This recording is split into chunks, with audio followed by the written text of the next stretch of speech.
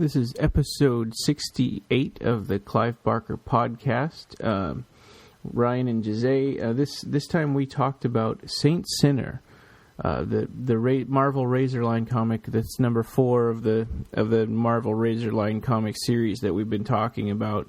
So in this one we talked about Saint Sinner, not so much the Sci-Fi Channel movie, but more the comic book, and also we talked about at the end about Razorline, where they had planned to go and what never came to be. And we talked about Clive Barker news. So here we go, episode 68, Saint Sinner.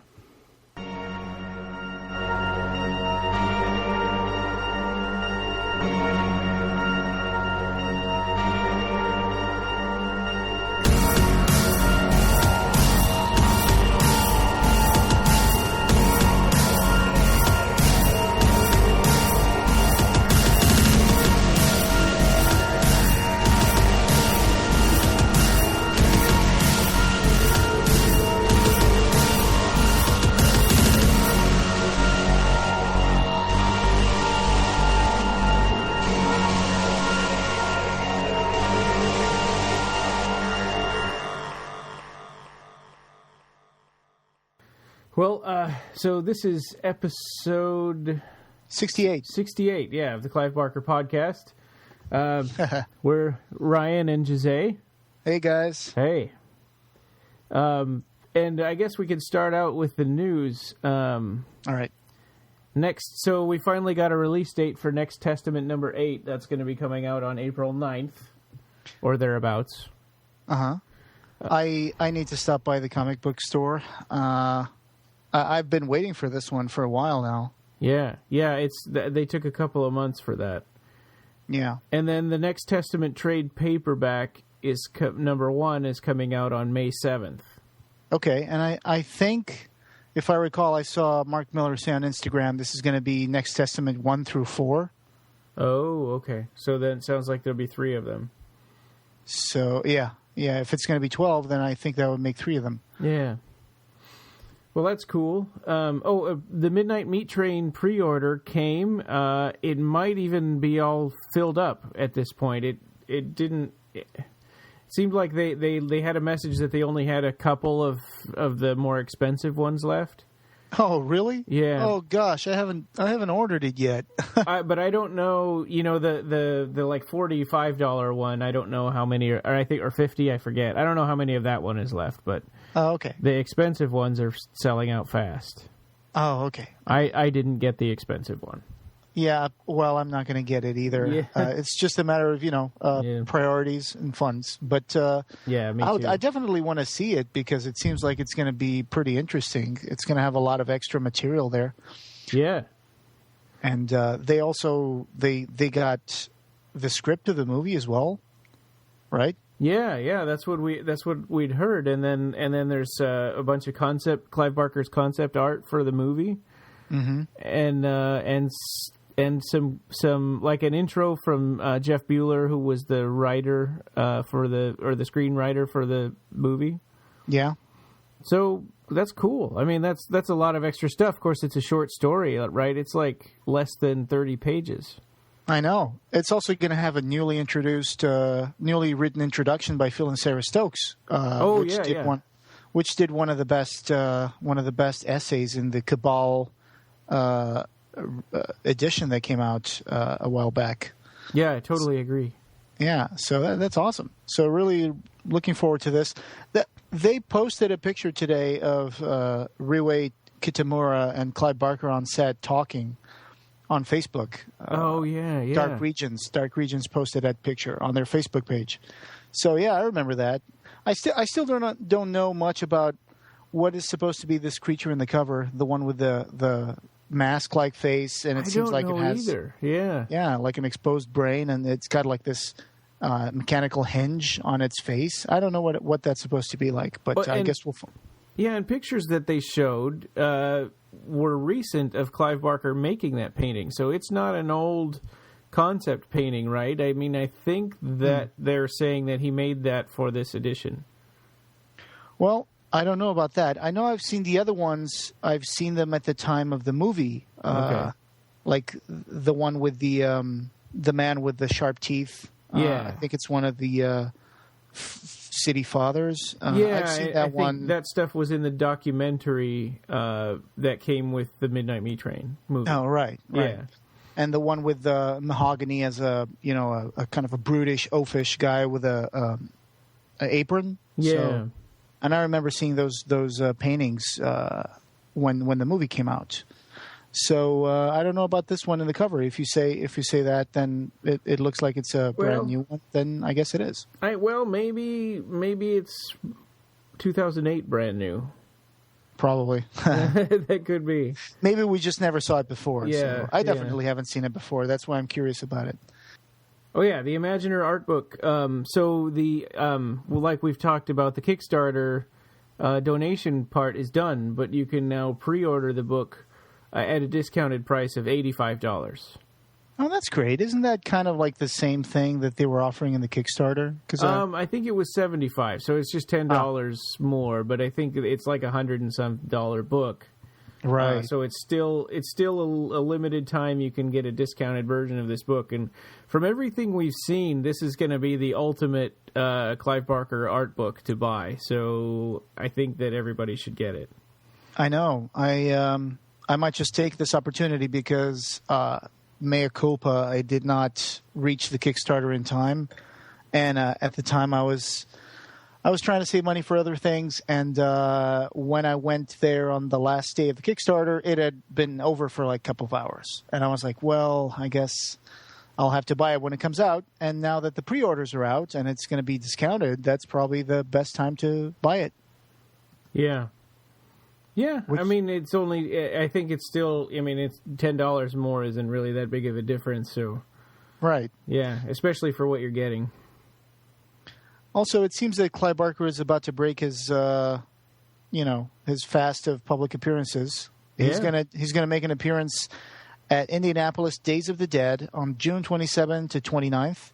So he'll probably be there on one of the days, I guess. And it's great to see Clive going out and about. I mean, he's been refusing appearances here and there for people who want to see Clive, but now he's going to be at Indianapolis Days of the Dead. So here's your chance. There's going to be a lot of people there. There's going to be a lot of people from Nightbreed. Shuna Sassy is going to be there. Wow. Christine McCorkindale is going to be at Days of the Dead, which is going to be interesting because I guess it's a different experience for actors like her. I mean, she spent 20 years in not working as an actress. So all of a sudden, with this whole Occupy Midian thing, the interest has been sparked, and she kind of made it back to the fold. Yeah, it's pretty cool. Yeah, she's done a few conventions, and I think she might have had a good time. And even though, I mean, it may seem like, okay, now Clive Barker's feeling better and he's going to start doing public appearances again, if you live anywhere near there, you should go, because there's no guarantee that he's going to... I mean, I really doubt that he'll be doing the same level of appearances that he has done in the past. Right. So this is still probably going to be a rare thing. Yeah. So, yeah, if you have a chance and you live around this area, just... if you want to see him, this is your chance, because like Ryan said, Clive Barker is still recovering from his toxic shock. There were sequels that might be permanent. So, I mean, he's gaining his strength, but there are days when he still doesn't feel like going out. So take this opportunity. Yeah, definitely. So that was all I had for news. It's been kind of light on news. I think we're still in a calm before the storm. There's been some of these special editions we've started to be able to order them, or they've started to come out. Like Chiliad is out now. I mean, I think everybody that bought one should have it. Yeah, I read it. I'm actually thinking about. I'm trying to come up with a review that I'm happy with, because this book it's very, what's the word I'm trying to use here? This book is very intimate. It feels like a very intimate experience. It takes you inside. It takes you almost kind of inside Clive Barker's mind. He is a character in his own story. He is the narrator. And he shares stuff that you can draw parallels with things that he has revealed about his own life in interviews. Like there's a portion of the book where he mentions a plane dropping bombs over a city and bringing forth the dead from the cemetery, unearthing the dead. And there is a story that he told once in an interview about, I think it was either his mother or his grandmother. I think it was his mother.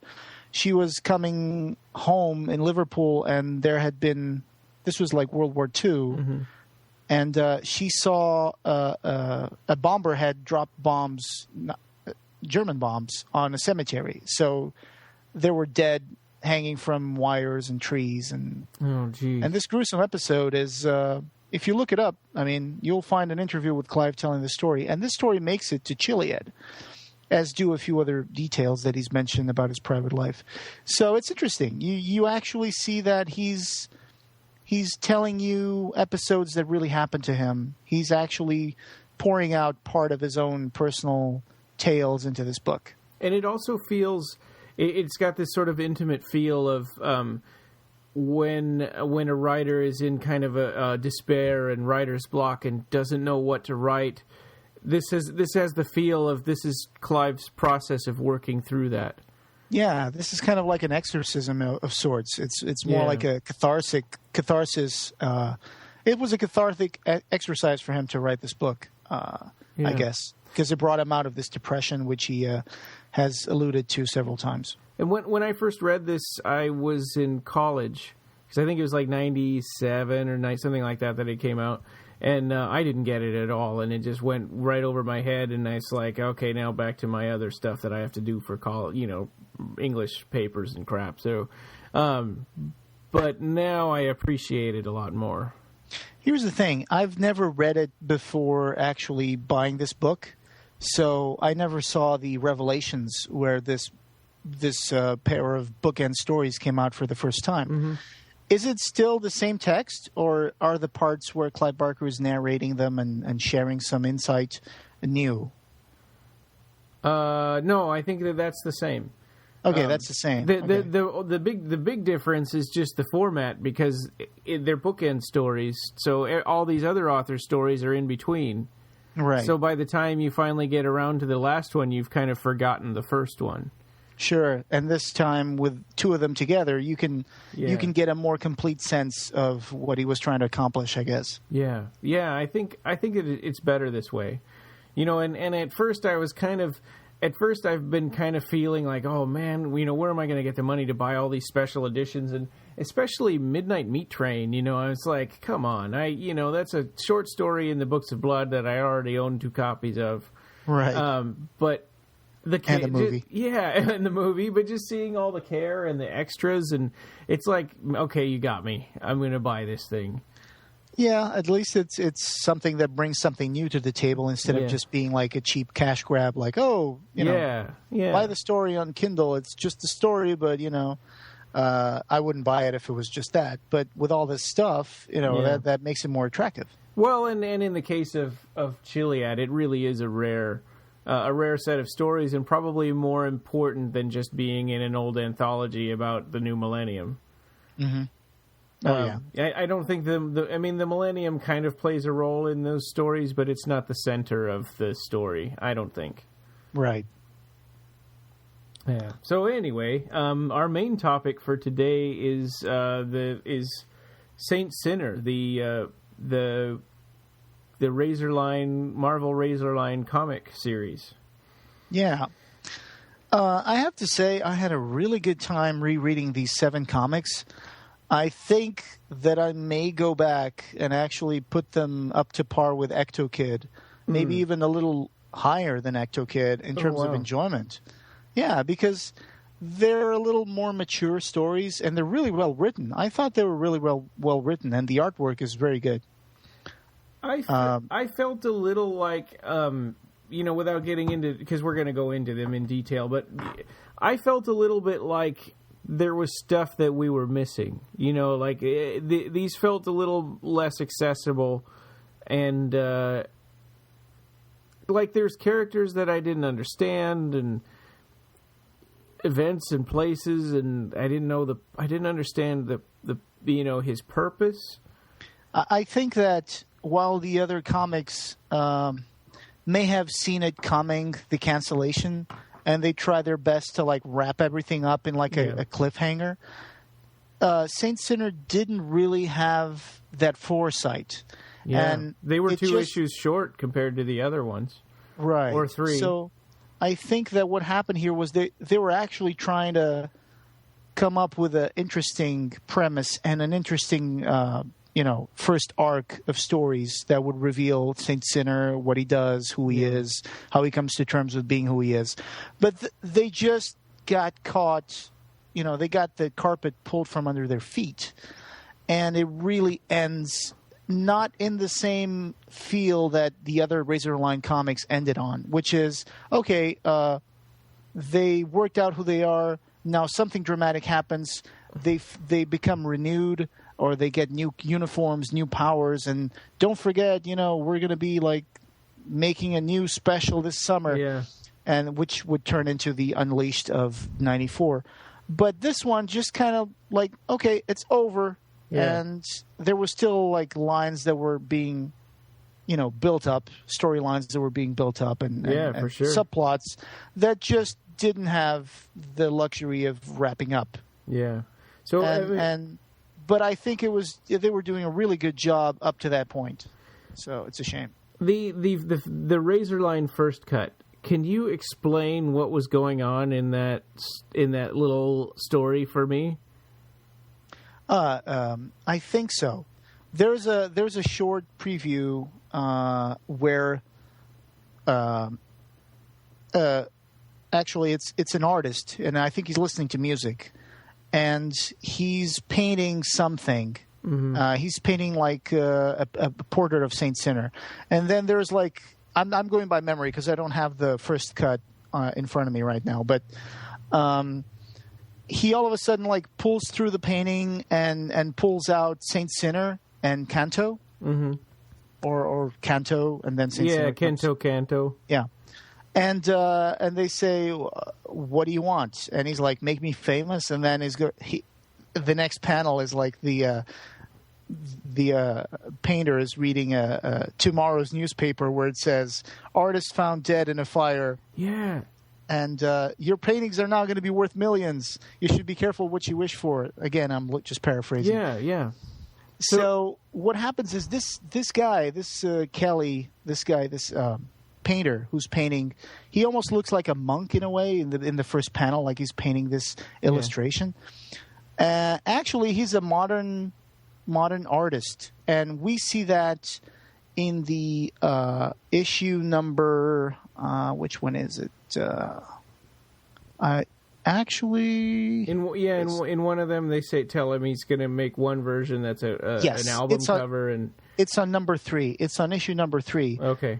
This guy Frank Kelly, Canto summons his future, or rather, his future shows up to his past, which is our present, and he says, here are some things you got to give to Saint Sinner, and here's some things to give to Frank Kelly. It's a 14th century bunch of like paper and inks and canvases, and he's gonna create the legend of Saint Sinner, and we're gonna see this all through the past history to create this cult of Saint Sinner. And Canto gave it to a past version of himself. That's it. Yeah, that's it. It's a little confusing. That was a really rough thing to have people reading before they've even read anything of Saint Sinner. Right, because it's confusing even when you understand the story, but when you haven't read anything yet, it's like what is happening? But at the same time, they weren't like holding the readers by the hand. Definitely not. But I think they were actually building a very cohesive and coherent mythology for Saint Sinner. I'm just sorry that it ended so quickly. Yeah. So, and we can see some pictures of Clive Barker that he drew in ink. He drew like a portrait of Saint Sinner. It's this painting of a man, and you can see inside his head, and you can see that there's an angel and a demon fighting. It's a profile picture that Clive Barker painted once. I think it was part of the pitch that he did. Yeah. It's published in Visions of Heaven and Hell. It's from 1993. Yeah. We'll add that to the show notes. Yeah, well, and I think it's in that isn't it in that page that's in every run of every Razorline comic that shows like sketches of the characters that Clive did? Yeah, I think it's definitely for sure in the first cut issue, so you can see it there. The way it opens, the first issue, World Without End. It's interesting because it's a comic book that it's full of references, and it started off with all these music references. Like right on top of the first page in the first issue, there is a recommended listening written there, and it tells you to listen to Ministry, New World Order. I didn't even notice that. Yeah. If you look at the first page on top, you'll see recommended listening, Ministry, NWO from the album, and I have no idea how to read that. It's a bunch of Greek symbols. Okay. So I actually listened to that while I was reading the comic, and wow, it's pretty cool. So World Without End, that's the first issue. We open up with Saint Sinner, whose real name is Philip Fetter. Yeah. This time he's still Philip Fetter. He's not the Saint Sinner. But he's running in the city, and we see him. He's a young man of 16. He runs down a pier and throws himself in the waterfront. He's obviously tortured about something. And he has these voices in his mind. And at some point he says something like, I used to love music. I used to, noise was my friend. And now noise just fills my mind and, makes me feel terrible because the noise is the demon voice. So there's a flashback where he's urban spelunking with some friends in I think it's supposed to be a sewer or a storm drain or something. Mm-hmm.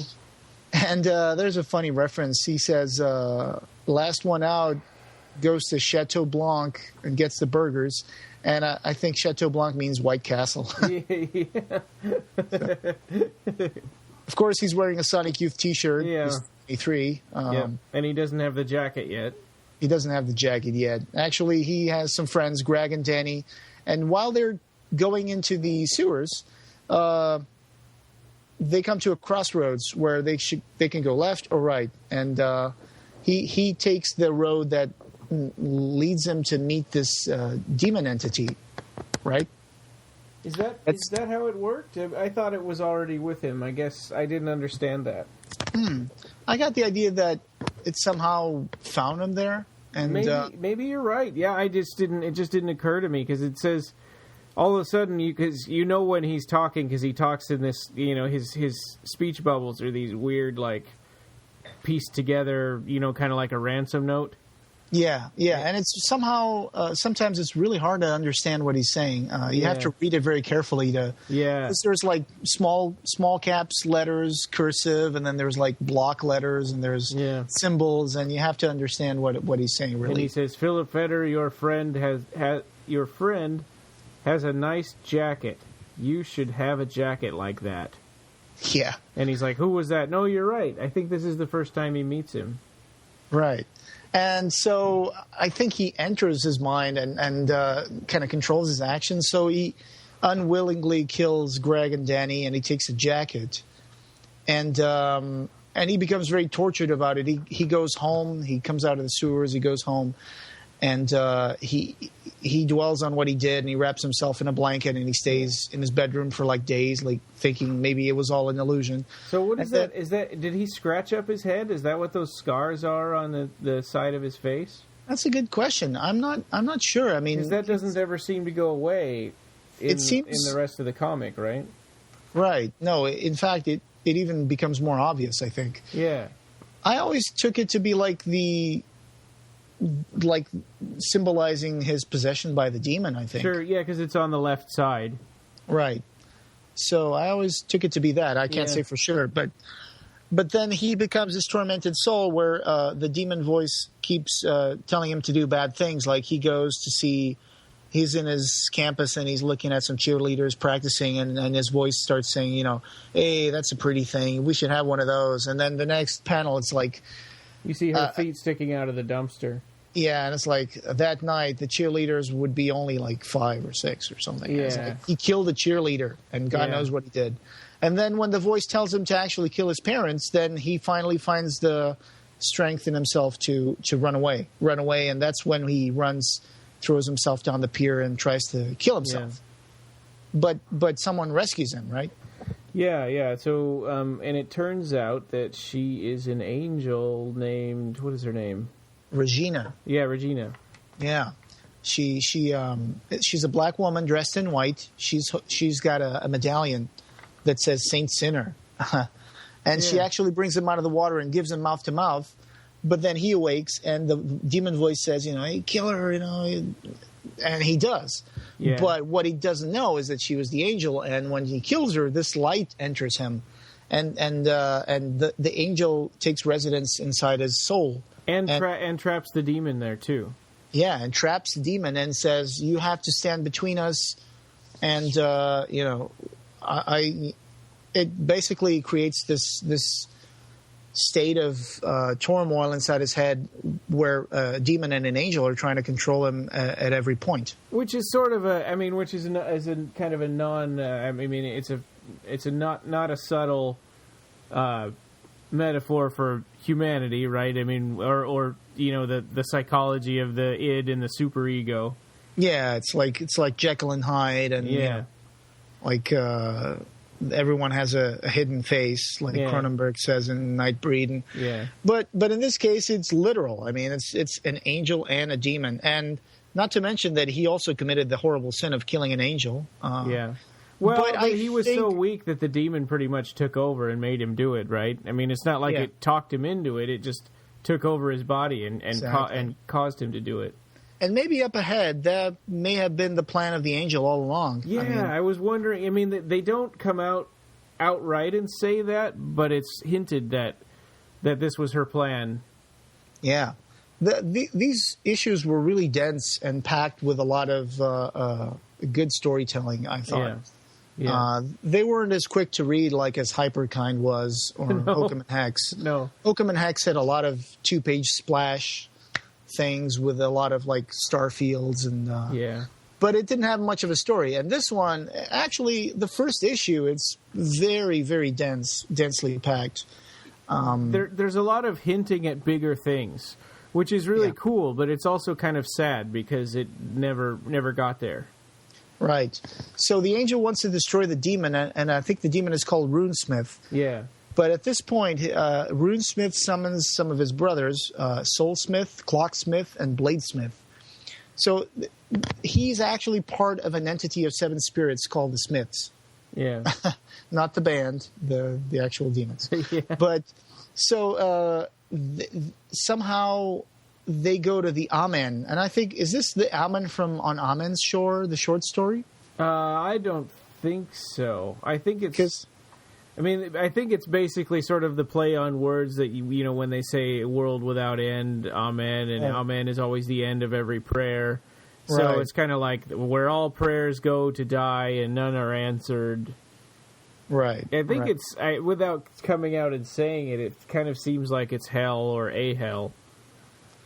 Because I was wondering about that, because there was this short story called On Amen's Shore. Right. And Amen is like an island in Quiddity, right? Well, actually, it's another parallel world to ours that's connected by Quiddity.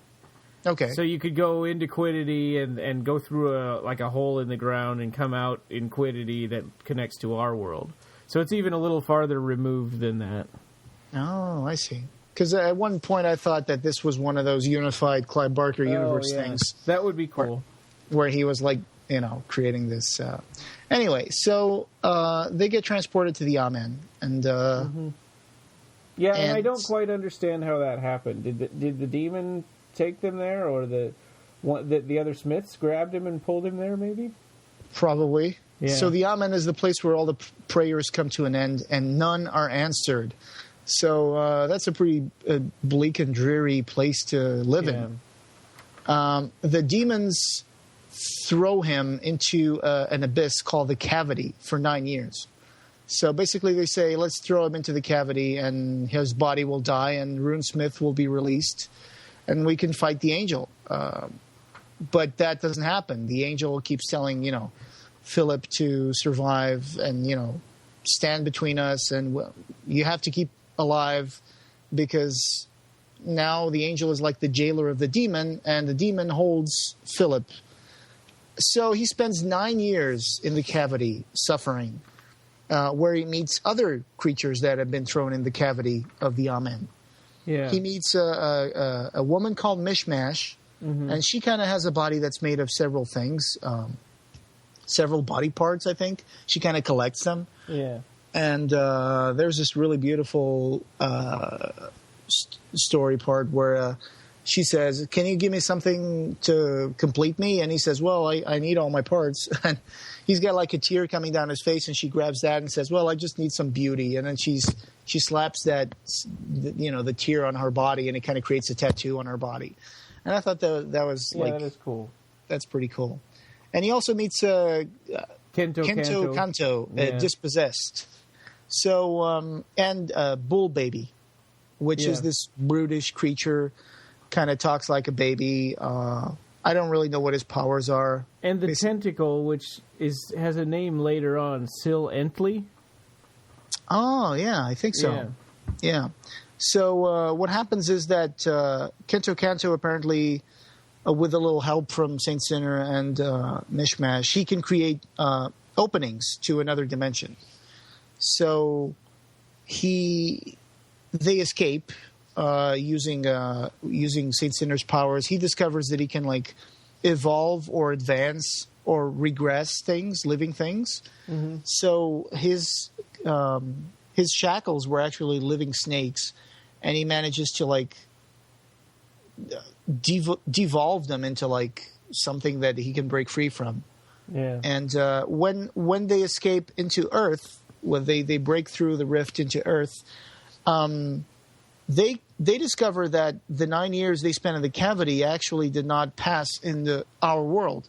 So even though he's now different from his experience in the cavity, he just comes out right next to the police who are investigating the disappearance of his friends. Well, and also there's one strange thing when they come through the door, the demon talks him into shutting the door early and sort of smashing the tentacle guy. Right. Because at this point he was too unpredictable. Yeah. And it cuts him in half. This kind of tentacled creature gets cut in half. It's like, oh no, I killed him. I killed again. And he gets really, really upset about that. Yeah. And I said that he meets the police investigating his friend's disappearance, but no, he comes across the police investigating the death of the woman who he just killed. Oh, that's right. Yeah, was the angel Regina. So what happens is that they have to subdue the police, and Kento Kanto, Mishmash, and Bull Baby actually have to immobilize the police officers. And this issue also has a hyperkind prelude thing at the end, where we see like it's like a prelude of what happened to Eskbacher when he transformed into perfect consciousness and went into the computers of the Paxis.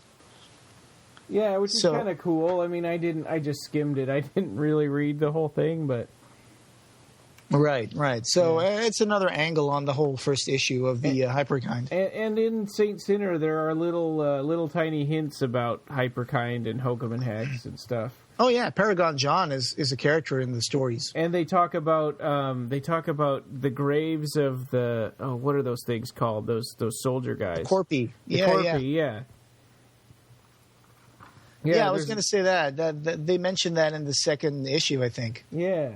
So there's little nods to the other issue, the other Razorline comics, which was kind of nice. Yeah, I think the other ones didn't ever bother to do that. This one, that's another thing that I think is a credit to Saint Sinner's writer Elaine Lee. Yeah, is that she did extend the story into the Decamundi. Yeah. She didn't just stay within like, I'm just going to write about these guys in a place in New York like Hyperkind was. And she repeatedly refers to the ectosphere after that crossover with Ectokid. Sir Sigmoid's Arcadia. Yeah. Which is weird. We'll get to that, but it's weird because the way they defeat Sir Sigmoid is completely different than the way they defeat Sir Sigmoid in the Ecto Kid books. Yeah. And so it's like two alternate stories for the same crossover. It didn't seem like they actually worked together. It seemed more like they each did their own thing. They were part 1 and part 2. Yeah. So we thought it was over at the end of part 1, but it's like, oh no, I guess he was still okay because he came right back again and they had to do it all over again. Oh, I thought that they just had different stories. I thought it was a continuation, but okay. Yeah, it's strange. So in the second one called Heinous Homecoming or Earth Angel, as it opens, there's a detective that's talking to Frank Kelly, looking to know more about the cult of the Saint Sinner. So and Frank Kelly is the artist, right? He's the artist, but not yet at this point. He's still someone who just knows a lot about. He's supposed to know a lot about different cults. Okay. And a priest told the detective to talk to Frank Kelly about this because he might tell him what the Saint Sinner cult was from the medallion they retrieved from the dead angel. Yeah. And the angel's body disappeared in the morgue, right? Right. So that's another thing. So the angel's body... Is that transubstantiation? I guess. She might have just, gone back. But her spirit is inside Philip Fetter. Yeah. So it's more like her body kind of dissolves or something. So I don't know. Yeah. Philip goes home after escaping the police, and he hears this voice. It's his grandfather. His grandfather is like praying for help because his grandfather is sick and is kind of trapped in his own body. He's probably maybe he has Parkinson's or some kind of degenerative disease. And he starts listening to his grandfather's thoughts, because being the Saint Sinner now, he can be reached by people's prayers, apparently. Yeah. So he goes in there and he meets his grandfather. He breaks into his own house. He meets his grandfather, and he uses his power to heal him somehow. I mean, more like allow him to break out of the shackles of disease and sickness. And but he might have gone a little too far, because in one of the panels, his grandfather's face is half simian. Did you notice that? Yeah. It's like, oh, boy, I'm still working on my powers. So it's like... Yeah, sorry about that. It's like he evolves his grandfather to the point where he can speak again. And but his parents come and they see him in the room, and although his mother is really happy, she tells that something is different about her son. And his father actually is afraid of him. And in fact, he becomes so afraid of who his son has become because his eyes are different now. Yeah, and he also thinks he's somebody else. Right. And his father thinks he might be someone else, like you said, because he's possessed by these entities, and the way he speaks is different. So he actually calls the police on his own son. And that's when, which I think this was a little bit like tripping over its feet, because they have Sergeant Duffy, who's the guy who's investigating the death of the angel, show up at Philip's house with cops brought by the father of Saint Sinner. And I'm like, wow, that was fast. I mean, just like a couple hours ago, he was at the, on the riverbed escaping the police who just found the body of the angel. And all of a sudden, and the time it took him to get home, his father already found the sergeant who happens to be investigating the dead angel and brought him to his house saying, oh, my son Philip Fetter is here. I mean, it feels like it takes place like in just a few hours, but actually it might have been like a couple of days. I don't know. So this is more of a pragmatic question, but did he kill the dog? I think he did accidentally. There's a dog, and the dog recognizes. Well, he doesn't recognize Philip, actually, because he can tell something is different about his old master. Yeah. And he kind of starts snarling at him, but he kind of touches him and accidentally ages his dog to the point where he dies. So I think he killed his own dog. He's like, oh no, Rusty. Yeah. But the parents seem more concerned about, the fact that he's there in the house than that he killed the dog. Right. In the meantime, Mishmash is getting rid of the bodies of the dead in the sewers, and namely St. Sinner's friends, and also he goes to look for the half of the creature that tried to escape with him. And he doesn't find that half of the creature, the tentacle creature. But Bullbaby found it and threw it into the water, right? Yeah, he sees it like splashing through some pipe or something. Goes like, "Oh, there you are, tentacle creature." Yeah. And we just see him bubble up and disappear in the current of the sewers. But this is where that thing you mentioned happens, where Mishmash says that he took the bodies of the dead to the Neobis and buried them among some corpy graves. Yeah. So that was a nice nod to Hokum and Hex. Yeah, right. And they didn't have to do that. Right. So what happens is the police trap Saint Sinner in his own house. His dad called the police, and they sedate him with dart guns. Yeah, they shoot him. They shoot him all up with tranquilizer darts. Yeah, tranquilizer darts. Again, we're just going along for the ride, so it's not. We shouldn't be questioning what's going on here. How did they get tranquilizer darts? How did they get to his house? Why is the same sergeant that's investigating the dead angel found by Philip Fetter's father and brought to his house? But what happens is when he's sedated, he starts hallucinating, and he wakes up in a padded cell with a straitjacket. Yeah, and I think during, or is that maybe that's the next episode where he finds out the origin of the demon. Maybe that's number 3. There's a lot of there's a section that's all in his head where he learns about how the demons work and right. I think that's in the next one. Okay. In this one, what happens is that even though they don't show it, Kento Kanto says that when the police took him away, Saint Sinner away, he stole the jacket, and the police saw him steal the jacket, actually. So the police are chasing Kento Kanto, and he's trying to use the jacket as a way to access the place where Saint Sinner is being held. All right, so let me go back. We were talking about Kento Kanto's street jacket. Yeah. Which is kind of strange that you'd think he would wake up maybe in a jail cell, but why is he in a padded room with a straitjacket? Right, I mean, it's not like he was acting that crazy. Maybe his parents were telling the police that he was acting weird. I mean, but he's a murder suspect, and he kind of looks like a bum. But right. That's not enough reason to put him in a straitjacket. But I really like the way Kento Kanto rescues him from the hospital. It's like he's in the padded cell, and Sergeant Duffy is talking to him, and all of a sudden this portal opens up, and Kento Kanto's hand comes up, and it's Saint Sinner grabs it and just boop, gets pushed into the portal and disappears in front of Sergeant Duffy. Yeah. And it's wow, it's going to be hard to explain. So, at this point, I mean, there's also a moment where he escapes from his straitjacket by activating some of the mildew that was on the jacket. Oh, that's right. Yeah. Evolving it into a plant that eats the straitjacket and releases him. That was original. Yeah. And it ends you think he could just make the locks get rusty or something, and sure, the buckles or something. Maybe he only affects living things, Yeah.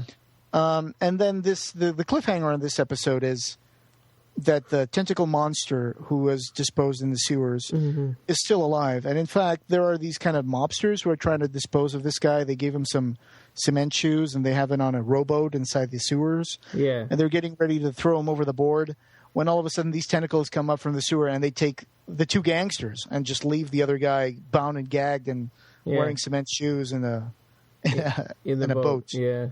Yeah. So that shows us that, trouble is going to come. Yeah. So then the next one is Exile. Yeah, Exile, or It's a Jungle in Here. So, it's called Exile because Kento Kanto, in order to create this world, sort of exiled himself so that he could never travel between dimensions again. Right. So we open up with this explanation that the spirits aren't individuals. You know, that they're composed always by a triad of different spirits. So there's one who meditates, one who desires, and one who aspires. So the runesmith was a fractured part of a spirit who escaped to Earth. Actually, all the smiths shattered into like a whole, into all those different smiths. Right, and it was Kanto, I think, that shattered that the smiths. But we never really get an explanation of how or why that happened. No, not really. So the angel explains to Saint Sinner that the spirits are always like, they can reach some kind of balance when there are a triad of them. Mm-hmm. And the angel was sent to bring the smith back from Earth. But at the time, Runesmith was already inside Philip, and so the angel ended up entering the body, making a triad, which kind of created this awkward, mesh of the three, which is impossible to break now. So, and this is where Kanto summons his past, or and has him create the legend of the Saint Sinner through history. He also gives himself a paper clipping from the future to warn Saint Sinner of the tentacle monster. And this goes to that section in First Cut where we see Frank Kelly being given this task to create this album cover and these illuminated pages to see throughout history to create the legend of the Saint Sinner. So it's a made-up cult that, and just one guy created all these artifacts that were seeded through history. And Kinto Kanto has been doing all this stuff behind the scenes, and I don't think he ever really had a chance to plan this with Saint Sinner. It's just he's doing this all kind of on his own. And I think in his mind, this is his way of atoning for releasing the demon. Exactly. And he also recognized that Saint Sinner would be the one to fix his mistake, so to speak. Yeah. That he would be the one to control the runesmith and prevent them from murdering. And because apparently the Smiths were these demons, or this demon collective that destroyed worlds and tormented people all through the Decamundi. So it's really beautiful when like you said, when the Kento Kanto, Mishmash, and the Bull Baby create the Vertesque, which is like this alternate dimension that they create. They created basically a universe out of the three of them. They use the fertile form of Mishmash, full of seeds and flowers and bits of all kinds of like creatures that compose its body. And Kento Kanto is the one who creates the dimensional rift, and Bull Baby works as kind of an egg, kind of like the will to live, the dumb, survival instinct that gives life to this universe. So they created a universe that's always existed and always will exist, and it's full of life and different creatures, and it's the place where they can warp to, and I think it's like the place where Saint Sinner can warp to and call home. Yeah, and they didn't get to. I mean, he didn't actually get to spend a whole lot of time there. But they have a mansion there, right? I mean, I think that was mentioned in the description in First Cut. Oh, okay. So that they all live in a mansion in the Vertesque. I missed that part. I don't think they represented that in the comic books, did they? Well, no. I mean, if they did, it was really, really brief. Right. Yeah. So that's the issue 3, which ends with Saint Sinner warping to the Vertesque, saved by Kento Kanto, and then when he's there, he hears this. He's given the clipping of the monster saying, "Okay, you got to go back to Earth, and the tentacle monster that we cut in half is growing and it's killing people back on Earth." Yeah, and he also feels this prayer that calls to him and that pulls at him back into Earth. And so he goes back to Earth to try to find that monster and try to answer the prayer that he hears. Yeah. Listening to Strawberry Fields. Yeah. So I'm wondering if this is making any sense for anyone who is out there and hasn't read the comics. it's tough to make sense of even when you have read them. Yeah, But, it's dense. I like it. The next one, number 4, I need help understanding what happened here. Because I know... Okay. So when he goes back to Earth to stop the tentacle monster, he gets in some kind of a fight with it, and he dies. But I don't know how he died or why. Okay, so issue 4 is called The Fearmonger. So Saint Sinner goes to the source of the prayer. He reaches the gate where he crosses over and finds himself on Earth. And there's a funny moment where he takes hippie sunglasses, some guy who's playing the guitar in the park, and because his eyes freak people out. Yeah. And because he talks to the guy and he sees his face, he gives him gray hair. Yeah. And he puts his sunglasses on. So the man who's calling him by prayer is a man called Malcolm Perry. He is working for this ad, agency or company run by this man called Murchison. Yeah, Blake Murchison. Right.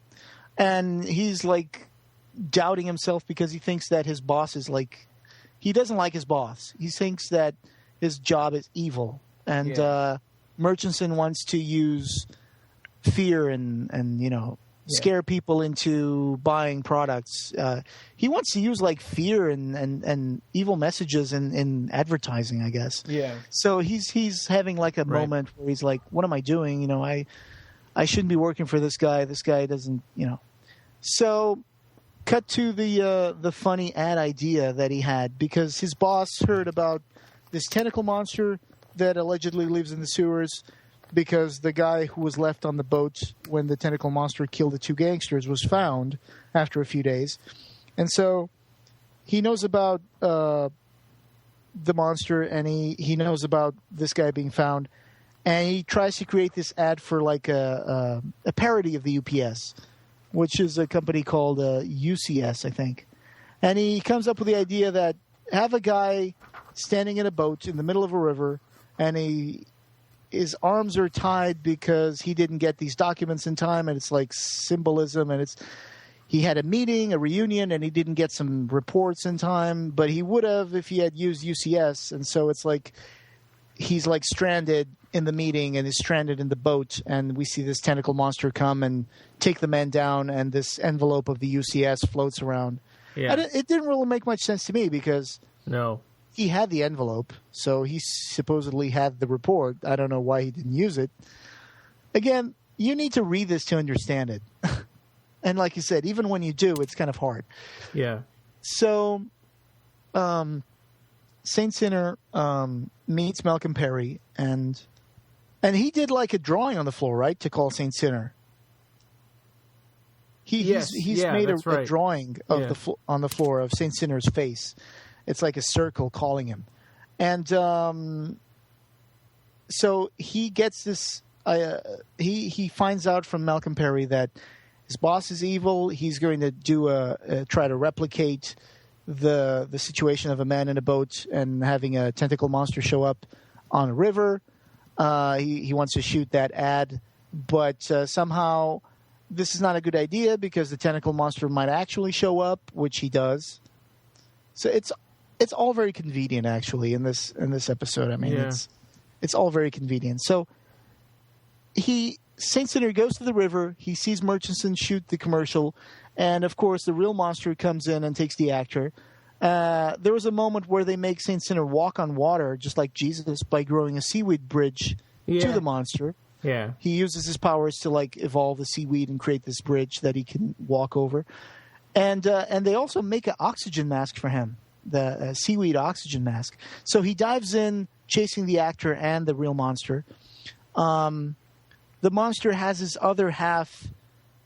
He actually regenerated his body here in our world, and the other half was regenerated on the Amen. So he still feels his other twin being tortured by the Smiths in the Amen.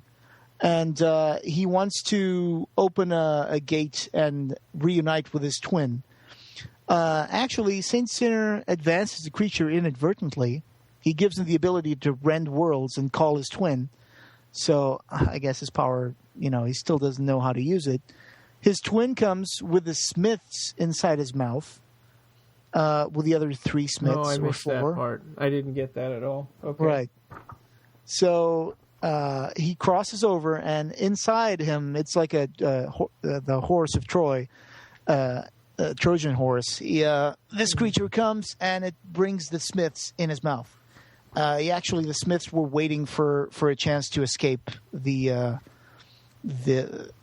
other side. So what happens is, I thought that the runesmith kind of escaped Saint Sinner's body or something, but not really. I mean, what they do say here is that he does this on another issue. He unleashes the runesmith power, but because his soul is now a mishmash of the angel himself and the demon, when the runesmith tries to escape his body, it's like he loses a third of his soul. And this causes him to get thrown in a state of near death. Mm-hmm. That's what I took out of this issue. I don't know if that's what you... Yeah, okay. Yeah. So Malcolm tries to kill Murchison using a boat, but fails. Murchison jumps out of the boat just as the boats collide, and So when Saint Sinner becomes half dead, his body crosses over to the ectosphere and lands on Sir Sigmoid's Arcadia, on the realm of the dead, the ectosphere. Right. So now we're in the crossover with Ecto Kid.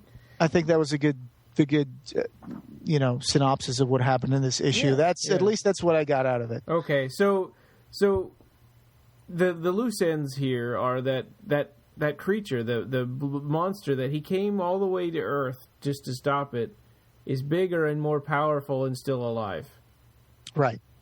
Okay. And is in fact so powerful that when the other demons come and Runesmith tries to escape his body, I think it jars him so badly because their souls are, stuck together, that it throws him to a state of near death.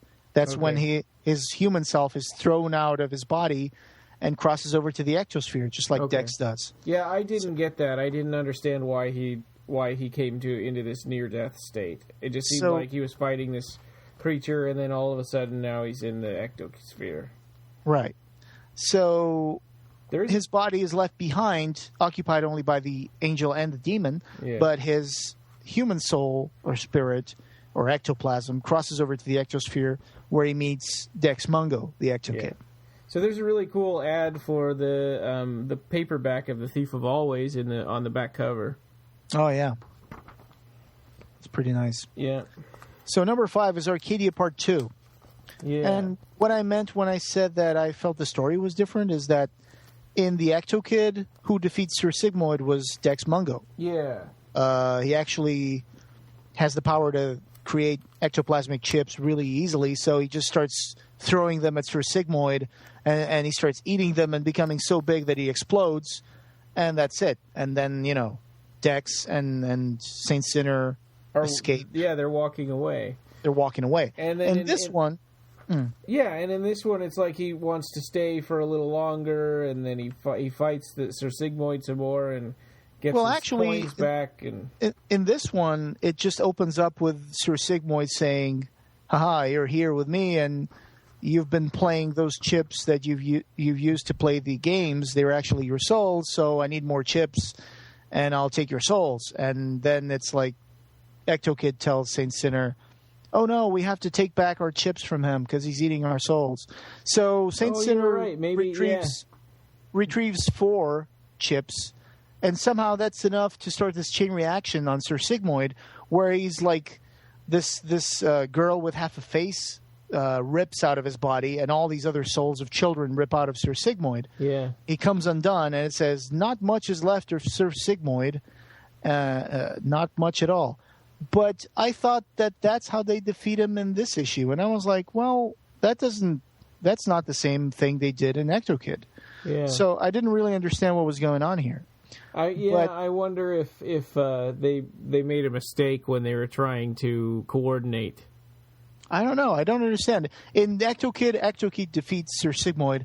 In the second part here, which turns out to be, a little bit of the first part, a little bit of the ending of the first part. Yeah. In this one, it's Saint Sinner that destroys Sir Sigmoid. Yeah. So in that aspect, the stories are a little different. It's like an alternate version of Sir Sigmoid's Arcadia. But in the first one, they did say, even though he exploded, they did say that he was still alive. Yeah, but they were escaping, and it didn't seem like they had any reason to come back. Right, and in this one, it's more like it opens up with like the revelation that Sir Sigmoid is like, "Haha, I'm getting your souls," and then the chips come into play, but the ending is different. So they leave Arcadia, but get separated in the way out of the ectosphere because Dex Mungo says, "Well, now we just have to, you control your chips, you control the ectoplasm, so you're not dead. You're just like me." So your body is out there somewhere. Let's just get out of the ectosphere. So there's kind of an interesting subplot here that he wants to be a kid because he lost his childhood, and he wants to be dead because his life is horrible.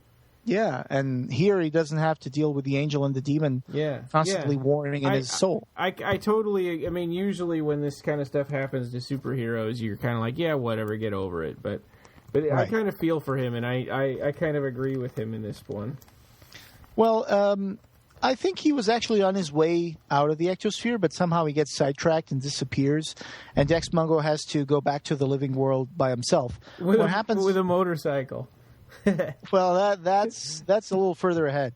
But what happens is Saint Sinner meets this girl called Bitsy, and she was one of the girls who they were playing with in the arcades when they were doing shooting gallery stuff in the Ecto Kid issue. Mm-hmm. So he finds this girl, and it's like, oh, there's something wrong about this because we see Sir Sigmoid's ghostly figure in the background. It's like, haha, every soul has a weakness. So in his case, it's like a girl. So Saint Sinner goes like, yeah, let's go have more fun. Let's go and let's go play some more games here now that Sir Sigmoid is defeated. But Malcolm Perry, in the meantime, in the real world, finds the stuttering body of Saint Sinner, which is being taken over by the angel and the demon. And he actually says, hey, Saint Sinner, thanks for helping me.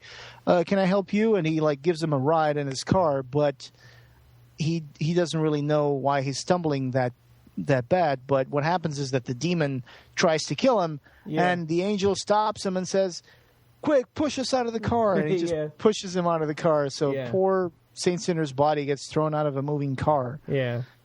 He's already all beat up and starving. Hungry and starving. And they don't even understand. They can't even figure out how to operate the body. Right. They have to try to coordinate. One person is the left foot and the other person is the right foot. Yeah. He's just standing in the middle of the road and he gets run over. Yeah. So Ecto Kid, all of a sudden, Ecto Kid stole a bike. He found his body. He stole a bike and he's running away from a biker gang. Yeah. I think that this is supposed to be a little bit when Ecto Kid was going to try to meet his dad at the bridge at the end of Route 66. Oh, okay. So at least that's what I'm thinking here. But he has a vision while he's driving, escaping the biker gang. He has a vision of Saint Sinner with this girl, and he recognizes that something is wrong, that Sir Sigmoid is present, and the girl is succubus. Mm-hmm. So he tries the impossible. He tries to cross over into the ectosphere, body, bike, and all, I guess. Yeah, and the wheels don't make it. The wheels don't make it. Yeah. So he just flies into the ectosphere with a bike with no wheels, and he drives right past him, right? He just drives right past him. He goes, stop giving your energy to that succubus or whatever, and then he just goes right past him. Yeah, he goes like, so, you guys stop what you're doing right now. Yeah, and it's like it breaks the concentration, and all of a sudden he goes like, oh, what? She's a succubus? And Sir Sigmoid erupts from the floor of the park and says, haha, I'm still alive. I'm actually the park. I'm everything here. So, keep playing and, I'll take your souls. So and then, would, every time she would kiss him, she would take a coin out of his mouth or... Exactly. She was draining his life force. And Sir Sigmoid says, aha, I already have almost all of your soul. And that's when Ectokid says, dude, you're not dead. You can control your ectoplasm. Just pull it back. Yeah. And again, there's another little twist because Sir Sigmoid's only supposed to be able to take the souls of children. Right. But technically, Philip is not a child. He just sort of regressed his spirit to look like a kid, but he's really 25 years old. Right, because he spent 9 years in the cavity. Yeah. So what he does is he actually uses his power on himself and advances himself to a man in his prime. So Sir Sigmoid can have power over him. Yeah. And he pulls all his soul in the shape of the coins out of Sir Sigmoid, again making him so weak that all the kids come out again. All the kids come out. Yeah. Which seems to me like, wow, it's like the third time I've seen Sir Sigmoid get beat that way. It's like he's not really hard to beat, Yeah. It's just pull 4 coins out of his body and he's going to come apart. Yeah, you'd think Sir Sigmoid would just want to kick him out of the park instead of keep messing with him. Yeah. And that worm guy that's like the sidekick to Sir Sigmoid, Tequila. He was actually hiding inside the succubus mouth. So. Yeah. And in her ear, too. Yeah, so this half-faced girl, she's going to be very important in the next few issues. The one that escaped Sir Sigmoid first in the beginning of this issue. She appears with her hula hoop, and she says that she can help Saint Sinner find his body if he follows through the hoop to Dead End Street. Yeah. And Ectokid is like, hey, man, I never heard of that. Maybe I should go with you. And it's like, oh, I can't cross over. So Saint Sinner departs with that girl through the hoop to Dead End Street to find his body. Yeah. And that's the end of this one. Yeah, and there's something about... Because I think this comic is already kind of confusing enough because you've got the Amen, you've got the Vertesk, you've got the Earth, and you've got the Ectosphere. And then this girl with the hula hoop keeps calling the Ectosphere the Extosphere. Yeah, I think that's just to be cute. That's just because she's a girl. But it took me a long time to figure that out. I was like, okay, so is that something different from the Ectosphere? But it's not. It's just... Right. Yeah, I think, a mispronunciation because she's supposed to be a little girl. Yeah. But I think her story is that she was a little girl. She was so cute. Her mom told her all the time she was going to go to heaven, that the angels came and they actually took her. Well, her mother pushed her into a moving train. Oh, okay. Right. Yeah. So, right. Yeah, I missed that panel, I guess. Wow. Her mother pushed her into a coming train. Yeah. Damn. So yeah, that's pretty harsh.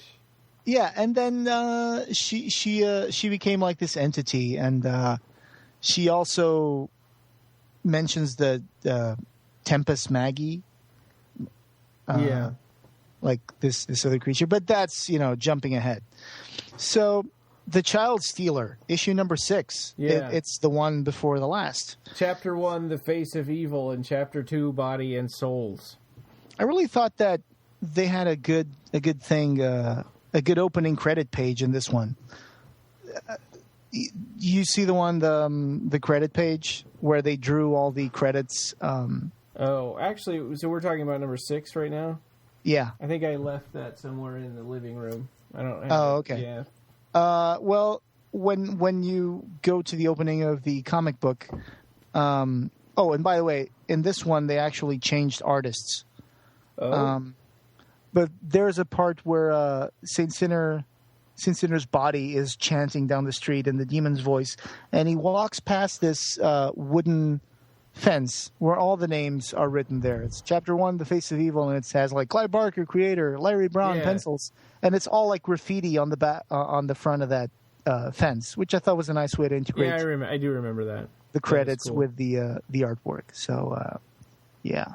So okay. So the Child Stealer. Murchison is starting an ad campaign against the Saint Sinner cult. Yeah. He's also working with Paragon John. Right. He opens a portal to try to bring 2 more Smiths in because he's possessed by 4 already. But Truth Smith and White Smith bring him to the Amen instead, and they tell him, no, it's too dangerous for us to go there because Earth is where the angel Regina is. And if she finds us, and we're 7, if we go to meet you, we become 6. If the Runesmith, if we meet the Runesmith and we become 7, the angel may trap us in Philip Fetter's body, and then she'll just take us to the Vertesk and banish us there. Yeah. So they're like, there's the danger that might happen. So the other Smiths tell their brothers, the other Smiths in the meantime, the ones who are in our world inside Murchison, tell them, yeah, but you guys got to know that this thing called TV is really useful. Instead of actually like destroying the world and taking everyone by force, we can use television to do it. Yeah. Yeah. We can keep them in thrall of television. So that's a little heavy-handed, but I know. Anyway, Saint Sinner is in Dead End Street, which is supposed to be the New York area of the ectosphere. So the little girl with the hula hoop is with him, and he turns into an alleyway, and he sees the entities, the angel and the demon, walking. Yeah. And he says, "Oh no, they've been released. They're just walking the real world." And the girl is like, "No, you just can't see your body, so you're just seeing the entities in the ectosphere. But actually, they're still trapped inside your body. But you need to go there and take possession of your body before it dies. Otherwise, the demon Runesmith is going to be free." And I don't really understand what's going to happen if his demon is released. Because he doesn't really have a physical shape. I mean, if the body dies, he just becomes another spirit. I guess he would be free of being under the angel's control. That's true. Yeah, so he could probably just jump into someone else. I bet he could have come and go in Philip anytime he wanted up until she got in there. Right. So, because she calls himself his jailer at one point. Yeah. So the girl uses her hula hoop to let him cross over, but it's really hard. But he manages to cross over into New York, the real world, and he takes possession of his body. Mm-hmm. He actually decides, well, this is my fate, and if I don't do this, the demon's going to be loose, and people are going to get hurt. So he decides to jump into his body.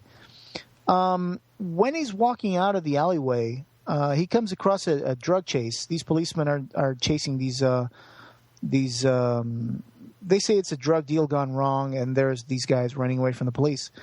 But something happens. He sees this light kind of like take hold of the policemen and the criminals, and they turn into rum-running gangsters and Irish cops. Yeah, Irish cops. Even one of the cops was black, and he turns into this pale Irish cop. So. And they explain what happens afterwards. But in the meantime, this is really confusing because we don't know what's going on. And then he gets distracted because Saint Sinner hears a prayer about someone's daughter being shot. So what happened was that during the chase, there was a shot fired, and a taxi that was passing this chase with a cabbie and his wife and daughter. The wife and daughter got shot. Yeah, so the wife died and the baby is shot. Yeah, the wife died, the baby is shot.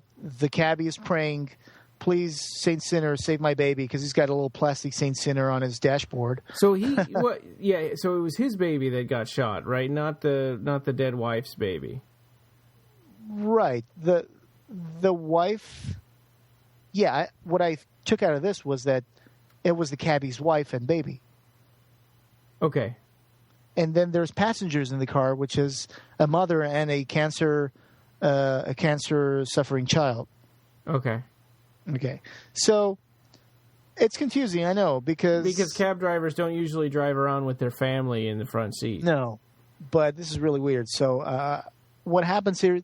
The artwork changed, and it seems like they were. It seems to me like they were dropping script pages when they were making this comic book. It does seem a little disconnected sometimes because all of a sudden Saint Sinner comes across this taxi, and he sees what's happened, and he somehow gets a camera out of a store. Yeah, like a video camera. Yeah, because the taxi, when the shot went into the taxi, it lost control and crashed against a store, electronics store. So he grabs the camera and uses the camera to create a portal, a dimensional portal back to the Vertesk. That was tough to figure out exactly how that worked, but it had something to do with the feedback of being connected to a TV and pointing the camera at the TV, so you see that infinite number of. I guess so. Yeah. So that somehow that created the portal. Yeah. All right. For the sake of argument, let's say that that would work. That would create a dimensional portal. So, he decides he needs to go to the Vertesk, but he wants to help the baby and the guy who's praying to him, and he also knows that there's something odd about the drug addict that was running from the police. So he grabs him, throws him in the taxi. Gets in the taxi, and he releases the runesmith's energy to break through reality, and he takes the taxi and 5 people through the portal to the Vertesk. Yeah, and the demon like possesses his fist and punches through the windshield and punches that hole in reality. Yeah. So, which would be this would be cool in a movie. Yeah, this would be cool in the movie, except it would have to be really clear what's happening, because in the comic book it's a little confusing. It is. You only really piece things together in the next issue, which is the Child Stealer Part 2, where 5 humans, the cab driver, the corpse of his wife, the worried mother and boy, and the other addict guy cross over to the Vertesk, and the demon is saying, haha, these people are all going to get crazy and die because the Vertesk is too outlandish to them. It's a completely alien dimension, and he's like, well, that's a risk I'm going to have to take. Yeah. And the baby disappeared at the ending of the previous issue for some reason. Yeah. The baby just disappears. And in this issue, we are given a reason why that baby disappeared. So when they reach the Vertesk, the little girl with a half face and the hula hoop tells them that they only made it across the dimensional portal because they're all literally like half dead. Like the lady was dead, the baby was half dead, the cabbie would die a month later if from grief. From grief. Yeah. The cancer boy obviously would die because he's sick, and I don't think they really mentioned why his mom would die, but basically it's like guys have terrible lives. His mom didn't belong there. Right. Yeah. So, the little girl explains that the reason why that weird time shift happened in the drug chase was because the Tempus Magus, is a 4th dimensional creature that expresses itself in time and not space. So when the criminals and the cops ran through his body, his presence, they went back in time. Yeah. And the baby disappeared because he was when a baby is half dead, and it's kind of hard. It's kind of hard to explain. This is not easy to explain, but basically it's very, very difficult to follow this comic because you have so many layers of suspension of disbelief. Yeah, and it's so dense, Yeah. There's like all these references from previous things that they dropped in other issues, especially with this half-faced hula hoop girl whose role was, I think this would have a larger role if this had gone on for a few more issues, but somehow it just they didn't have enough time to express all the story that they wanted to do. So, and in the meantime, this Murchison guy is creating this terrible ad campaign against Saint Sinner because they're the Smiths and they want to smear his name. They want to kill his power by destroying his cult. So, apparently the baby got thrown in the ectosphere. Yeah. Yeah, and you find out it's because the ectosphere wants babies. Right. So, and his dead mother was on the other side as well. Yeah. So his dead mother was like calling to the baby. Yeah. But in fact, the real explanation is, you're in the hole that the baby tears when he gets pulled back from death back to Earth. Okay, so I don't understand what this means, but yeah. So there were a whole bunch of babies that were supposed to incarnate, but there was something wrong with them, and they didn't want to incarnate. They didn't want to go to Earth. They wanted to try again and start over, but something forced them to do it anyway, and so they grew up with this regret. And the drug dealer guy was one of those babies, right? Yes. The baby was taken into the ectosphere because there was this tear in the ectosphere, and the tear was caused by the drug addict. He was the drug addict when he was born. He was a baby born poisoned by his mother, so he was like a crack baby, and he suffered a lot when he was born. He was a reincarnated soul who was being born again, but he didn't want to be born again. But with medicine and, of course, being treated as a crack baby, he survived, and he was forced to live as a person in the world. Spirits who have chosen not to incarnate but were pulled into life against their wills created a rift in the ectosphere. These are people. This is a rift created by the people who want to be dead, just like the ectosphere is shaped by the dead who want to be alive. This is so crazy that I know it's so difficult to follow.